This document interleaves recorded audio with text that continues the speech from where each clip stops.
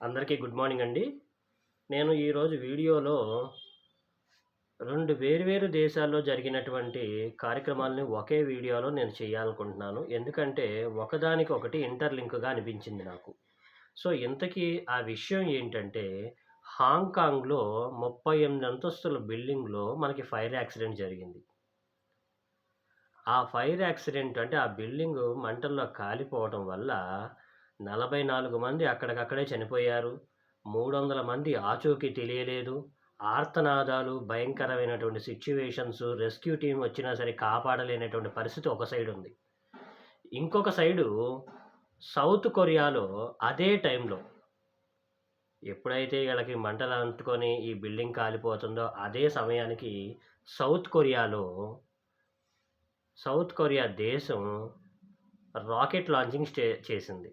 అంటే ఇక్కడ south Korea rocket launching చేసి విజయాన్ని అందుకుంది. ఆనందాన్ని తీసుకుంది. కానీ ఇక్కడ విషాదం జరిగింది. అంటే ప్రకృతి చూడండి ఎంత డిప్లొమాటిక్‌గా నడుస్తుంది ఇక్కడ.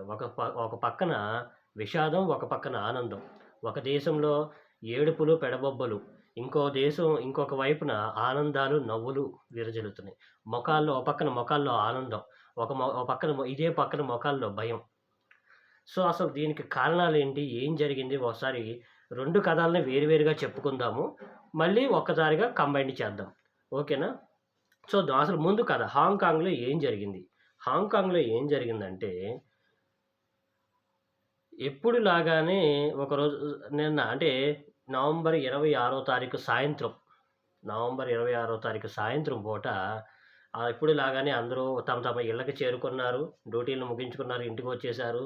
తల్లులు పిల్లలకు పాలిస్తున్నారు. పిల్లలు ఆడుకుంటున్నారు. కొంతమంది వాళ్ళ సెకండ్ షిఫ్ట్ ఏదైతే ఉందో వాళ్ళ సెకండ్ షిఫ్ట్‌కి అలా వాళ్ళ ప్రయాణాలు, వాళ్ళ పనుల్లో వాళ్ళున్నారు. అయితే అదే టైంలో గ్రౌండ్ ఫ్లోర్‌లో ఒక చిన్న స్పార్కొచ్చింది.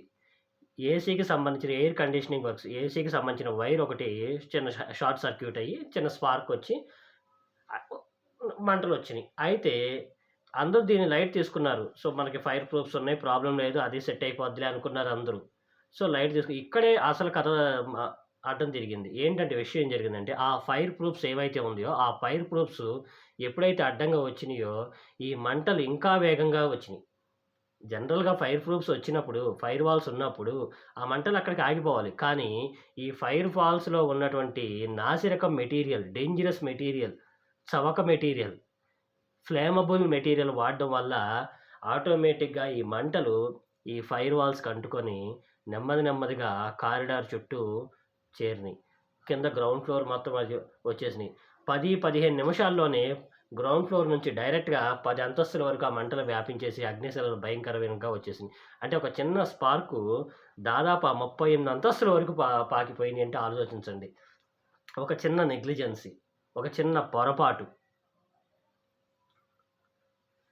ఇక్కడ పరిస్థితి ఎలా ఉందంటే, అందరూ ఎవరి పనుల్లో వాళ్ళున్నారు. Safety alarms మోగలేదిక్కడ.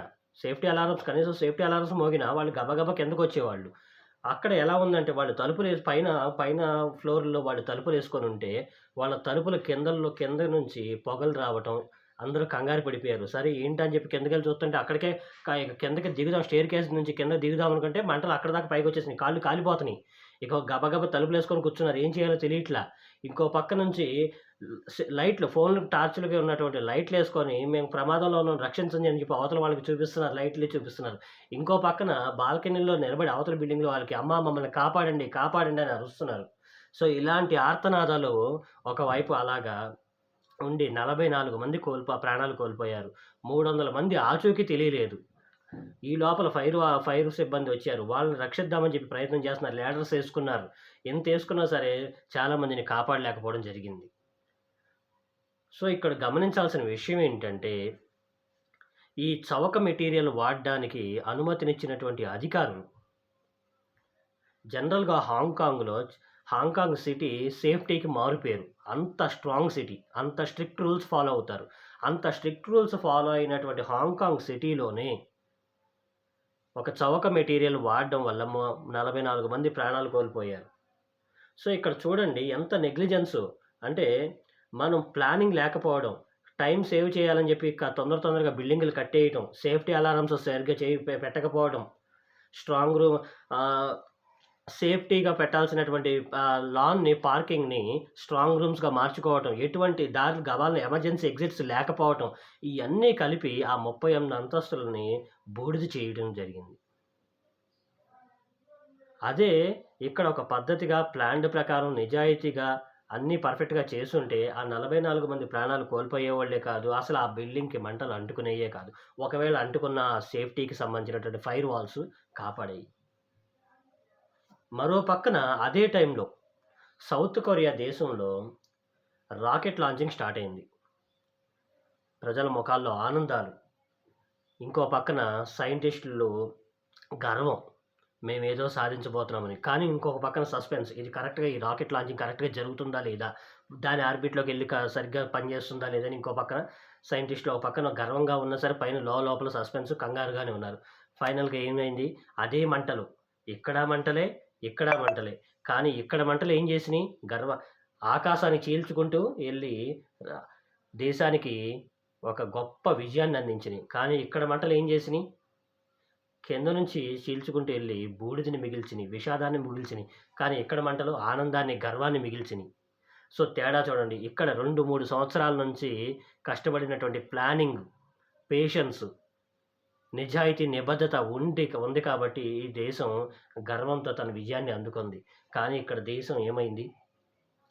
నెగ్లిజెన్స్‌తో, నిజాయితీ లేకుండా, నిబద్ధత లేకుండా, సేఫ్టీ రూల్స్ పాటించకుండా ఉండడం వల్ల ఇప్పుడు ఏదైతే హాంకాంగ్ సిటీ సేఫ్టీకి మారుపేరో, ఆ మారుపేరుని ఇప్పుడు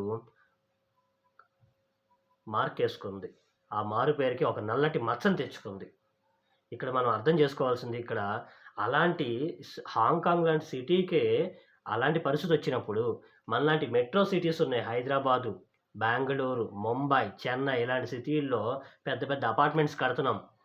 వైజాగ్‌లో, విజయవాడలో ఇలా పెద్ద పెద్ద అపార్ట్మెంట్స్ కడుతున్నప్పుడు అక్కడ సేఫ్టీ రూల్స్ పర్ఫెక్ట్‌గా పాటిస్తున్నారా లేదా? ఇక్కడ డెవలప్‌మెంట్ జరుగుతుంది ఓకే. డెవలప్‌మెంట్ బిల్డింగుల రూపంలో చూపించడం కాదు. మనిషికి కూడా సేఫ్టీ ఇచ్చినప్పుడే ఇక్కడ డెవలప్‌మెంట్ జరిగినట్టు లెక్క. మనిషికి మనం ఎంత సేఫ్టీ ఇస్తున్నాం? కోట్ల రూపాయలు పెట్టి ఆ ఫ్లాట్స్ కొనుక్కుంటున్నారు. ఆ ఫ్లాట్స్ కొనుక్కుంటున్నప్పుడు అందులో ఎంత సేఫ్టీ ఉందని కూడా మనం గమనించాలి. So, safety first. ఏదైనా సరే ముందు మనకి మన ప్రాణాలే ముఖ్యం.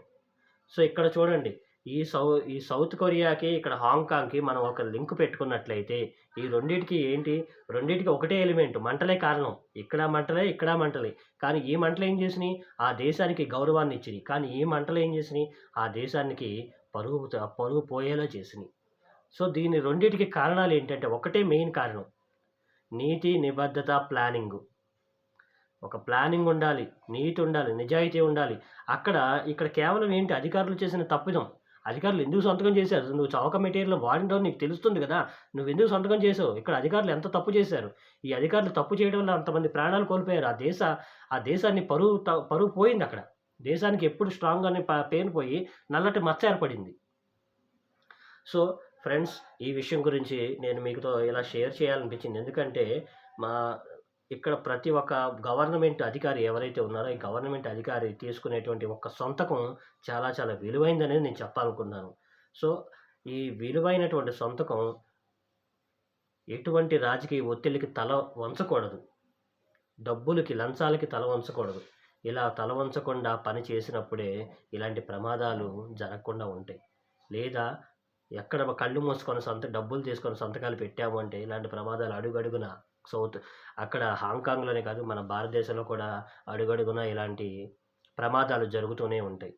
సో, దీని గురించి మీకు ఇంకేమైనా తెలిస్తే నాకు కామెంట్స్ రూపంలో చెప్పండి. వచ్చే వీడియోలో కలుద్దాం. Thank you.